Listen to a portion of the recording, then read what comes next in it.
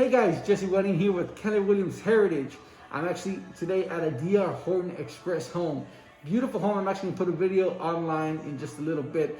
Went through the whole house. Absolutely beautiful home. This home is area subdivision is actually off of 1604 Petranco area, just outside 1604, a little bit left of Petranco, if you're looking at the north to south, of course. But real quick, wanted to go over a couple of things real quick. I know there's a lot of talk right now, especially with the interest being so low. Yes, it is a great time to buy, but it's also a great time to refinance. I've had a number of people been asking me this question. Hey, Jesse, should we be refinancing? Well, at the end of the day, I always say the way to know is to look at the numbers. I'm definitely a numbers guy, so I say, look at what it's going to cost you. Look if it's going to cost you, because there are closing costs associated with it, you know? For example, I've had some people who are going from an FHA refinance to a conventional refinance. And what does that mean? It means that a lot of times some of these people are getting rid of that mortgage insurance, which many of you might not even know you have. So in an FHA loan, mortgage insurance premium, and in a conventional, if I'm not wrong, it's private mortgage insurance. It means the same thing. It's essentially you paying for the bank to be insured in case you default on the loans.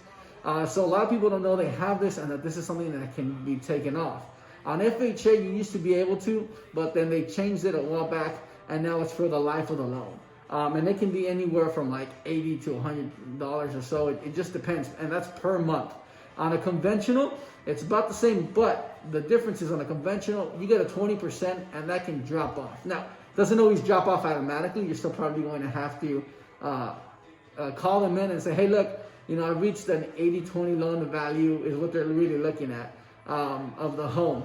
But for the most part, once you reach 80% of your loan, they'll go ahead and drop that off. And as far as FHA, well, you're stuck with it. So a lot of times it can make sense to start off with an FHA loan, when purchasing a home. And then from there, you're going to have to refinance. Sorry about the mask, guys. Obviously, we're being super safe here, so I'm getting the mask kind of, glasses kind of foggy. But for the most part, that's what it is. So is it a good time to refinance? Absolutely. These rates are super low. I know you're hearing it left and right. And you hear it especially when you're talking about buying a home.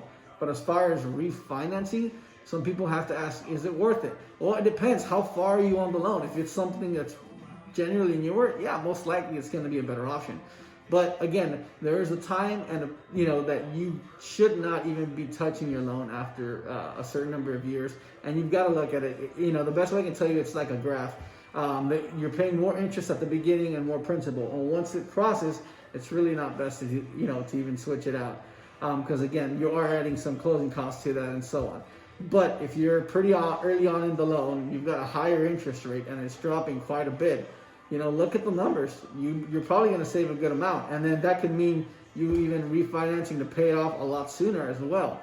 Obviously, that's going to be saving you a lot of interest and time. If no one sat down and actually done the numbers, I highly recommend you sit down and you play with a mortgage calculator. There's a bunch of them online, and really see what you're paying, because it turns out to be a lot more than you expect. And even $200-300 extra a month going to the principal can vastly save you a ton of money.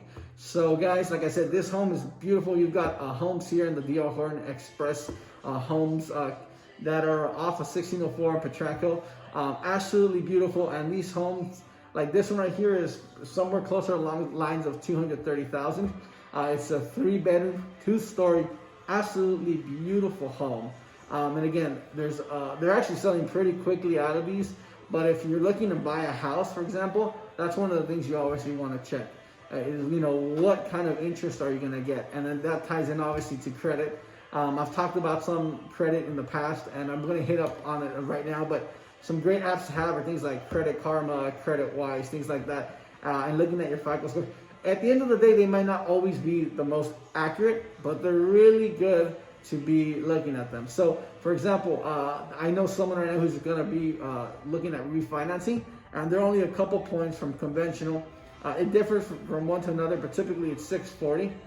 And so they know exactly what they're going to do. A lot of times you just have to pay off some balances, not even just pay them off, just bring them down so that your percentage of debt to the credit isn't something too high.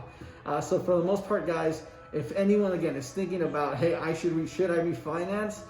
at the end of the day, look at your numbers. You know, see a net sheet, ask what it's actually going to cost you to refinance.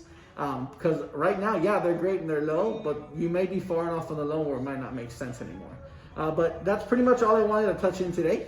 Again, this is Jesse Bout with Keller Williams Heritage.